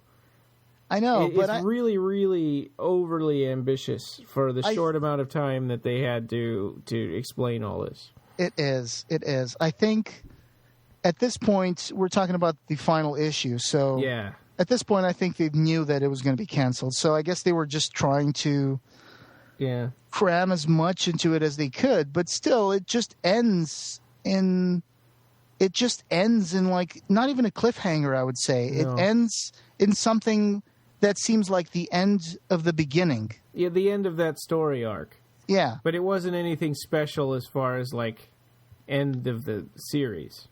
So the girl has her hula hoop, and they can see through into the ectosphere. At this moment, they're still in the Vertesk, but they're in that rift in between the wait, did they are they in the rift between the Vertesk and the Earth? I think they're in the Vertesk. Okay. So they look through the girl's hula hoop, and they see the ectosphere. And she says, I think I see the baby. I'm going to look for the baby because you guys are not dead. You can't cross over. Yeah. So she goes in, and then she comes out and says, I found the baby. It's with his mom, on the other side in the ectosphere. And the mom doesn't want to let go. Yeah. So what happens is the cancer boy says, you know what? I can go there. I can cross over with, the hula hoop girl and try to see if I can... And then bring back the baby. And Saint Sinner says, you know what? I can just regress myself until I'm a baby, and I can go. Yeah, but here's the thing. I thought that the girl with the hula hoop had just said like a few pages ago that they weren't dead, so they couldn't cross over into the ectosphere. Right, and here's two people that are alive trying to convince them to let him go. I guess because the boy has cancer and he looks, like he's dying, so I guess that he can cross over. So he crosses over with Bull Baby to help him. Because Bull Baby says, I'm kind of a baby. I can go. Yeah. And Saint Sinner uses his powers to regress the drug addict guy into a baby form because he never really wanted to be born as a crack baby into our world anyway. So he just regresses him back as a baby, and he hands him over to the cancer boy. Cancer boy goes into the ectosphere with Bull Baby, and they find the baby's mother, who's dead, holding the baby, and they say, excuse me, your baby's still not dead. He can still survive. And she just goes like, leave me alone. And it's she gets this monster face. And and they go like, okay, well, you got the wrong baby. They try to trick her. You got the wrong baby. That's not your baby. This is your baby. Yeah. And they give her the other baby, and she goes like, that's my baby? Oh, yeah, that's my baby. So she trades them. And everybody's happy because the drug addict guy who didn't want to be born goes back into the ectosphere as a baby. The dead mother gets a baby to pamper in the ectosphere. Yeah. The real baby comes back through to the Vertesk To be with his father. the cancer boy. Yeah. And Saint Sinner manages to heal Cancer Boy by regressing him to an age where he was still cancer-free, and then advancing him again to his age, without the cancer. Because he says, well, cancer was a result of several chemicals that he was exposed to, and here, because I've regressed him to kid stage, and now I'm going to advance him without being exposed to the things that causes cancer, so the cancer doesn't grow back with him. Yeah. Which is kind of like, I can see it work. But again, it's like you said, it's several layers of suspension of disbelief. Yeah, and they have a, I mean, this power is pretty, it seems like the power that he has is would be difficult to think of things to do with it, but they always come up with these creative ideas on how he can use it to help whatever the situation is. Right.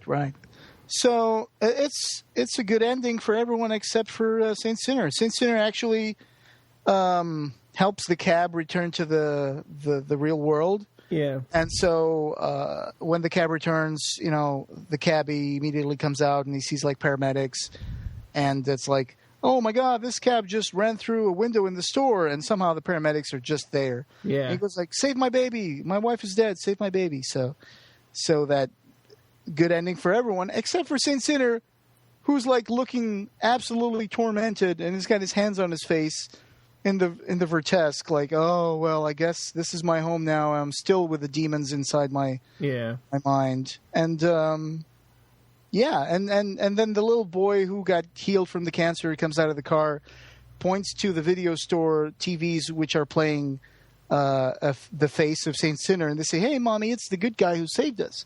But no, it's just the ad campaign from Murchison saying, this man is dangerous, this man wants your kids. It's like, okay, so I think this would probably move on to some other story arc, but we never got a chance to actually. And that super powerful tentacle monster, Syl Entley, is still around. Right, and now it's joined with its twin, so... Yeah. And Saint Sinner is going to take a long nap and have a meal at the Vertesk to heal himself back up, but he's still like feeling pretty bad. Yeah. So it ends like this. It's like, it feels like they got caught by surprise, that they only had 7 issues while others had 9 plus an Unleashed. But also, let me ask you this: did you feel that the Angel was a sympathetic character or a likable character?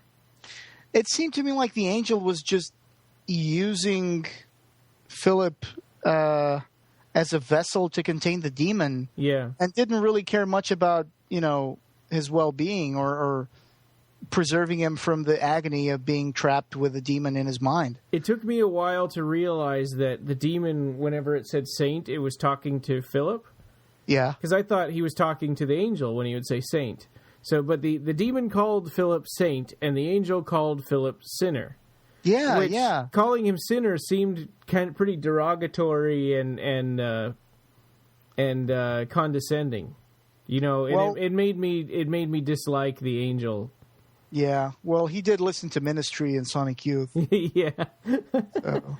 Yeah, it's like, well, and his major sins weren't really his fault. Right, he was just a kid, a 16-year-old kid, And he got taken over by a demon. The bad things that he did were done because the demon took over. So yeah, I don't know. I mean, it's kind of like the story of the Book of Blood, where the demon is trying to capture like the soul of the Gherkin. Oh man, I forgot about the name of the story. Oh, is this the jogging? The Yattering and Jack. Oh, okay, Jack Polo. Yeah. Jack Polo. When he takes control of the demon says, "Hey, you know that by taking control of me, who am a demon, you're probably denying yourself an entrance in heaven, right?" Yeah. And you know what I always say. Okay, Sarah. Yeah. So it's kind of like that. I mean, I guess in Clive Barker's world, humans can do things that even though are good-natured, they might turn them into sinners of the eyes of angels. Yeah. Yeah, which, it kind of it sort of humanizes things, or makes things more understandable and less, how do I say that? It makes things easier for us to digest as, relatable. Yeah. People are all different. Angels are all different. And I think that angels in Clive Barker's fiction are not as good-natured as in other like religious scriptures. They're creatures with jobs, right? I mean, that's kind of what it seems like. And they're also very self-righteous in a way, maybe a little too self-righteous. Yeah. So they have their shortcomings as well. Yeah. Yeah, so really interesting, really dense, and sad. I think that it would have been great to see where this goes. Yeah, the last page is Saint Sinner grabbing his head, looking all tormented, and says, "Epilogue. From the edge of the Decamundi, from a dimension not concurrent with our own, comes a saint who might have been a man. His coming has been foretold, his legend seeded through the ages, his death recorded long before the hour of his birth. Some will say that from his hands pour blessings, that miracles follow in his wake. The other kind will tell you that evil dogs his steps, and that good things wither where his shadow falls. I say the answer lies between." And so that's it, Yeah, it's kind of like they're introducing this character at the very end of the whole series. They could just pick this up again tomorrow and start making adventures, and I would buy that. Yeah. Well, and with Boom revisiting Hellraiser and Nightbreed, I mean, why not? Oh yeah. So I don't want to drop rumors on the podcast, but I was in Occupy Midian, and I noticed that a guy who I forgot his name, I think is Rob A. Zombie. Oh yeah, right. He said something about his friend being in the comic book business, and he told him that the reprinted Nightbreed comics from the 90s are coming on May 4th. So I don't know where he got this from. Oh, wow. But apparently, let me see if I can find it real quick. Because what we had heard is that they couldn't find the original art for the original plates, I guess they call them, for the comics. So they just had to scan old copies. I don't know. I think this involves Michael Plummety's, who's working for Morgan Creek now, involved with all this Nightbreed release thing. But I don't know. I would need to look into that because, I didn't hear about any reprint plans except as an idea. Yeah. And then this guy comes over and says that these Nightbreed reprints are coming May 4th. I wonder if he's confusing this with the new comics from Boom, That could be, because that was around the time that those were supposed to come out. Yeah. So I'm trying to find it, but Occupy Midian has a very large wall full of comments, and I'm finding a hard time. But I do remember seeing that this week. This guy said, my friend said that along with the Boom comics, there was going to be reprints coming on May 4th. And I'm like, oh, okay, well, that's weird. I don't know why they would do reprints. I think they should just do a one big graphic novel. Yeah, that'd be great. So looking forward to the new Nightbreed comics as well. That's going to be interesting. And actually, this is something that should have been in the news, that there's official Nightbreed merchandise. Oh, yeah. We just found out about it today, actually. Well, we found out about it a few days before when Roger told us that there were these Cafe Press items that he had found, right? Yeah, and so we ran it by Michael Plumides, and then he said, here's official merchandise, so I guess it was official and just nobody knew about it. Well, I didn't run it by him. Did you run it by him? I did, yeah. Oh, okay. Yeah, I ran it by him, and he said, I'll look into it. I'll forward this on, to Morgan Creek and see what it is. And I said, the people in Occupy Midian really do want real legitimate stuff to buy. And he said, I'll get on it. Yeah. And then the next thing we know, there's all this stuff, and it's the same stuff, right? I think so, because this company, Gold Label, it's goldlabel.com, says all official merchandising from your favorite films or something like that. So, and at the end says copyright Morgan Creek 1990. Yeah. So it must have been official when Roger found it. I guess. Yeah. Maybe they were getting ready to launch this. Yeah. But it's interesting. I mean, there's one thing about it that bothers me just a tiny bit. which is the fact that, the logo, when it says Nightbreed, it doesn't say Clive Barker's Nightbreed on top. Yeah. So I guess they did it just because they didn't, I don't know. When you put Clive Barker's on the top, then you have to pay Clive Barker. Maybe. I don't know. So, I don't know. It seems like this was a little edited. Like there's these Nightbreed mugs, there's Nightbreed notebooks, there's Nightbreed hoodies, sweaters, T-shirts, all sorts of things. Yeah. But none of them says Clive Barker's Nightbreed. It just says Nightbreed. But anyway, not complaining. It's if it's official merchandise, then we can buy it without feeling guilty. Yeah. Did we want to go on to talk about plans for crossover series and Okay, let me see. Do we have time to do that now? I think so. Yeah, if you do. Okay. So we found out this through Revelations, through clivebarker.info.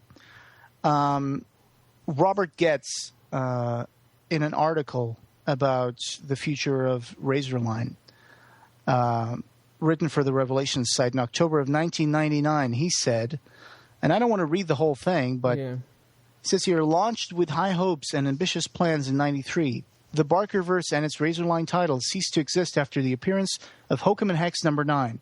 Saint Sinner had concluded 2 issues short of that with issue number 7.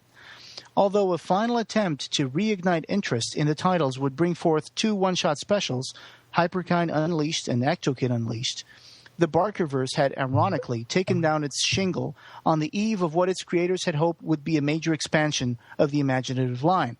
So they were going to add more characters to the Razorline imprint. They were going to create new issues. They were going to create new series. And they were going to try to expand and create this huge crossover. So the Tarot Conspiracy.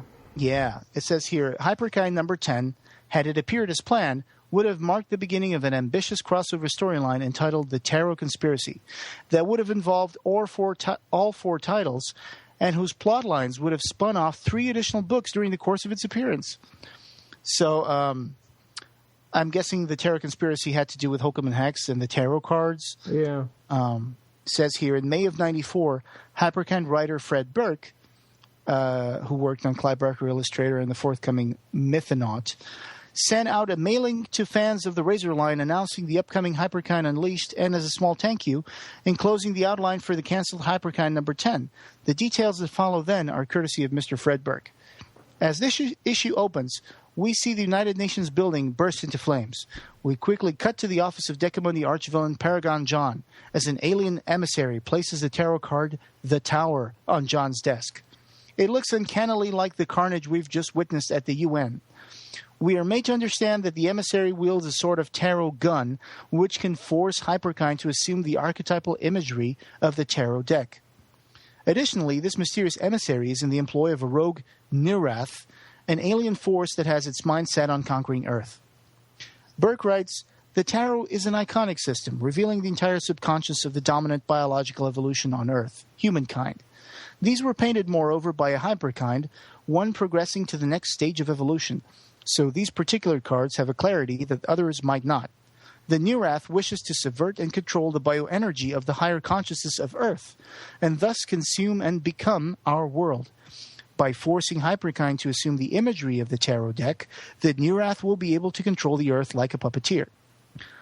The Nirath's emissary strikes a deal with John Paragon. Oops, hang on. I lost my way here. He's to use his media empire to help ease the transition, in return to which Nirath will eradicate his hated nemesis, the Hyperkind. Right. In the pages that follow, the emissary makes good on his promise. Forewarned by Eka, the danger is coming. Eka was the Hyperkind dog. Yeah. And that using the Quo powers will only help their enemy defeat them. The Hyperkind to try to avoid using their keys. After unsuccessfully attempting to turn Ambertrance Phasia into the High Priestess icon, and Kenny and Lisa into the Lover's card, an emissary manages to trap Amok and Armada in the pose of the Strength card. Who is Ambertrance Phasia? I wonder if this was a new character they were going to introduce in Hyperkind, because I don't remember Amber Transphasia in Hyperkind. Pretty cool name, though. Wasn't Amber Trance the lady that ran the base? Oh, maybe it was her. Yeah. Forgot about that. So Eka gives chase as the trio disappear through a tarot gate. Returning to Paragon Johns, we learn that he has handed over the reins of the New Wrath's disinformation campaign to Blake Murchison Smith from Saint Sinner. Oh, jeez. So, and Blake Murchison, who was possessed by other Smiths, Yeah. So the emissary appears and captures John in the Emperor card. Meanwhile, Logix, searching desperately for help, travels through a phone line in search of Trip Monroe. He's too late. Trip has already made a deal. His sense of humor in exchange for safe passage to the Neobiss, where he can search for Godkin Straith. Wow. Trip Monroe is going to lose his sense of humor? Wow. Yeah. Logix follows Trip into what seems a very uncertain future. As the story ends, Bliss, of the Hyperkind, toys with what we can now see as a Saint Sinner medallion. And then she says, "No one to turn to," she whispers, as she begins to pray to him. The stage is now set for a showdown unlike anything the Decamundi has yet witnessed. So that, because Bliss would pray to Saint Sinner, he is going to get involved in the story as well. A catalog that Marvel Comics sent out to retailers reveals what the next step was to be. Concurrent with the playing out of this story, 3 new Razorline titles were scheduled to debut. April 94 was to see the appearance of the first issue of Rateheart, a book set in the Las Vegas that was to be written by Frank Levis of Holcomb and Eggs. While standing at the altar waiting to be married, Chad Womack hears a voice whisper the word Rateheart. The wedding's... Is it Wraith? Well, the age is shared between Wraith and Heart. Yeah. So yeah, Wraithheart. The wedding's off, and soon a new hero is trying to clean up this gambler's paradise. Chad is the last in a long line of shamanistic warriors of the night, dedicated to guarding the gateways between dimensions. A description that eerily presages the plot of the recent comic miniseries Nevada by Steve Gerber. Self-styled King of Vegas J.R. Ebert has his own reasons for wanting to stop Chad, while jilted girlfriend Wanda Luckett tries to reclaim the man she loves. I don't know about this one. It seems like it would be just another normal man who all of a sudden gets these powers out of nowhere. Yeah. And, Wraithheart. He's standing at the altar and hears the word Wraithheart. And then he's a new hero. I mean, just like that. Yeah. Schism was scheduled to begin the following month. And it's Schism spelled Schizm. In this book, to have been written by Fred Burke of Hyperkind, we meet the maniacal ruler of the Tokoetic Empire, which would include the Harusians, the Enubisti, which were the aliens that were using Earth as their fighting ground, and the Paxis kind of like told them to take your war somewhere else, and the Kuo that we've met in the pages of Hyperkind. Summa Mentis. Okay. There's some small confusion about the first name. The Marvel catalog refers to him as Soriz, while Burke Outline calls him Summa. Interestingly, Summa Mentis is referenced in Everville. Oh. What? Wow. Yeah, it says right here. Interestingly, Summa Mentis is referenced in Everville. So Summa's relentless persecution of his son Sulfa has caused his identity to fragment into multiple personalities. Sulfa flees to Earth, taking refuge in the form of 4 babies who will have no inkling of their true origins. Years pass. Plagued by strange dreams, one of them creates a device that communicates to other worlds and summons her brothers and sister. It also, unfortunately, alerts Summa to their location. Schism are Madison Offenbach, Shape Changer, Lisa Quinnell, Supermind, Marcia Wang, or Kang, an Empathic, and Stanley Flea, who boasts the strength of infantile will, shades of Bullbaby from Saint Sinner. They face an impossible decision: to remain divided and stay on Earth as a superpowered quartet, or become Sulfa once more and travel the stars. Either way, they know Summa will stop at nothing to get them back. Wow.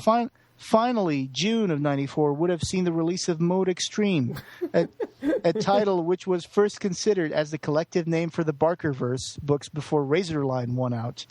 You know, I think I prefer Razorline than Mode Extreme. I think they did Razorline because of name recognition and, Hellraiser and... Yeah. And blood. It's the 90s. Yeah.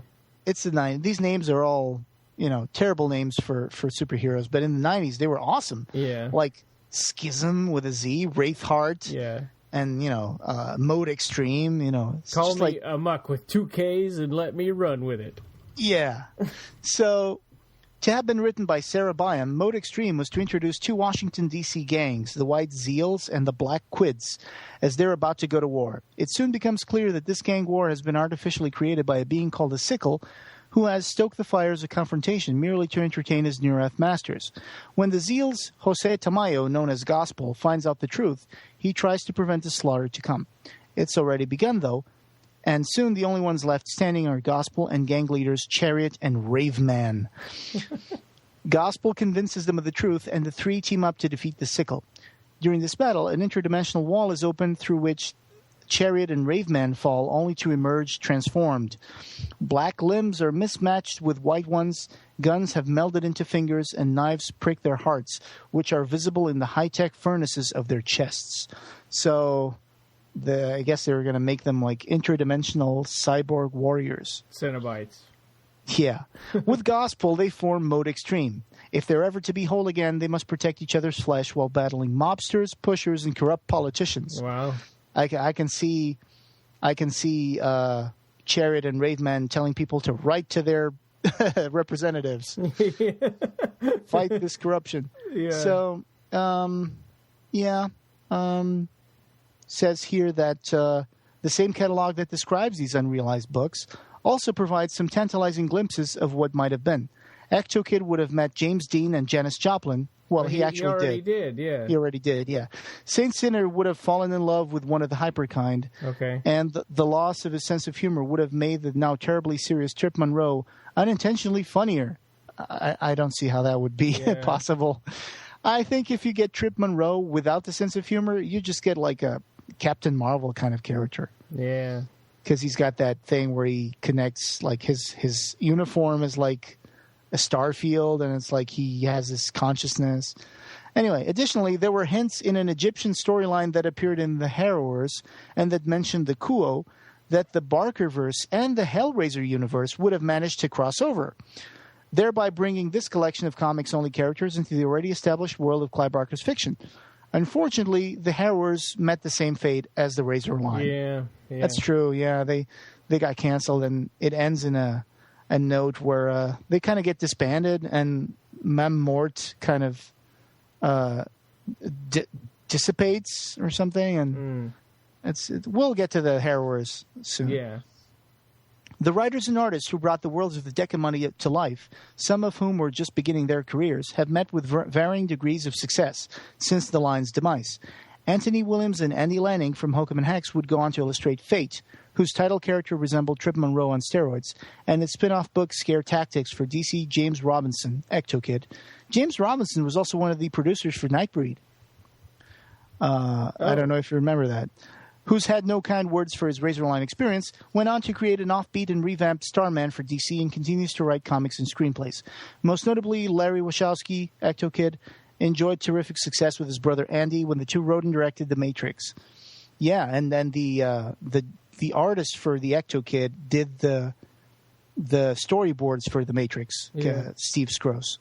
It's tempting to see Dex Mungo jumps into the ectosphere as an early inspiration for the hierarchy of realities in their hit film, The Matrix, but I suspect they owe more to Philip K. Dick than Clive Barker. Trivia buffs can also find Ecto Kid artist Steve Scrose's name among the film's art credits. So that was Beyond the Razorline. We just read the whole thing. Yeah. But very, it's a revelation to see where this might have gone in an alternate reality. Yeah. I mean, it's too bad that the money all fell apart for this stuff, because it was, it was bad luck for Clive Barker, really, that he starts getting into comic books right when the market's oversaturated and about to burst. Yeah, and, let's be honest, some of these titles were not very well written. They were either confusing or very simplistic. Yeah. Hyperkind was okay. Hokum and Hex, Saint Sinner was good, but not very accessible, and I think it would be intimidating.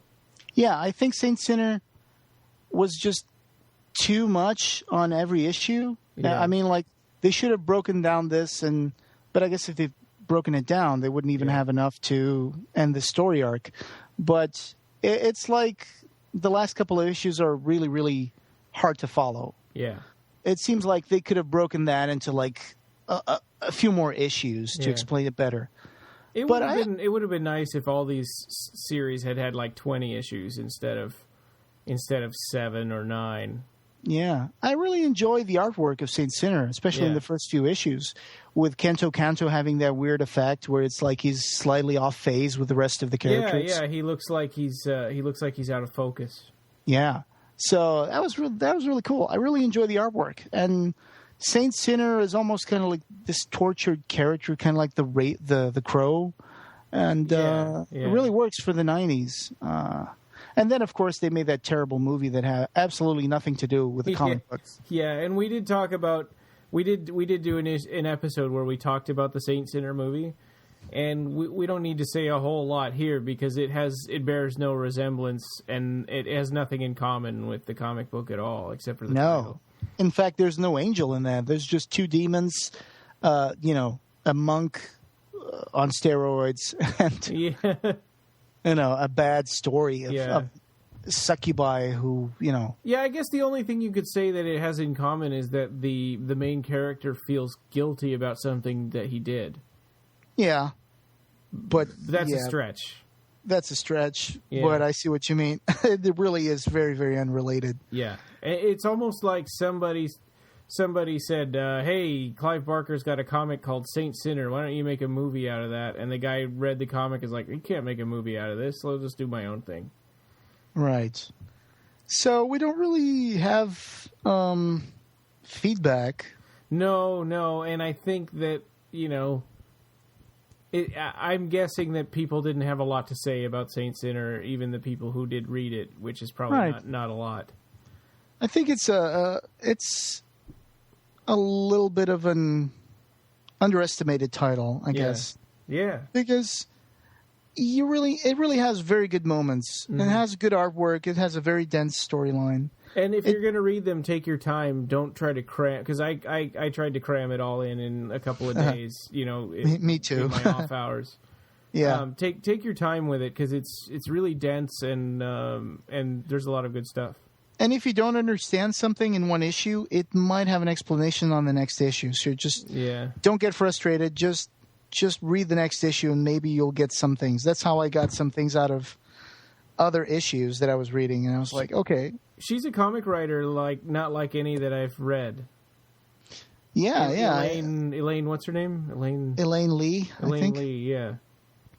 So, and the artwork was done by Richard Pace and Max Douglas for the first few issues. Mm. And then the last two, it changed to someone else. Who was it? Larry Brown and a few different inkers. Yeah. So I thought the first few issues were really, really good. And the last couple are just too dense. They just defy belief. They just make you really, really work hard to understand what's going on. Yeah. Yeah, which is, it's not terrible. It's just is difficult. So we can add to the show notes the YouTube video of Ministry's New World Order. Okay. That would be I'll put that in there. The theme for Saint Sinner, I guess. Yeah. Okay. So I don't know if anybody has mentioned them, but I think these are probably our least popular series. Yeah. I don't know. Yeah. We're it's good we're being completists, and now maybe we'll make people want to go out and buy them. Yeah. It's too bad. It just feels like they were unfinished products. It's just if someone had really asked me, do you recommend that I buy this? I would probably be like, I don't know. Maybe just buy Ecto Kid and Yeah. Well, if you're a completist, yeah. But if you've got other stuff to buy the novels first. Right. Yeah, definitely. Bandwidth for this episode was provided by Bradley Gartz. Thank you, Bradley Gartz.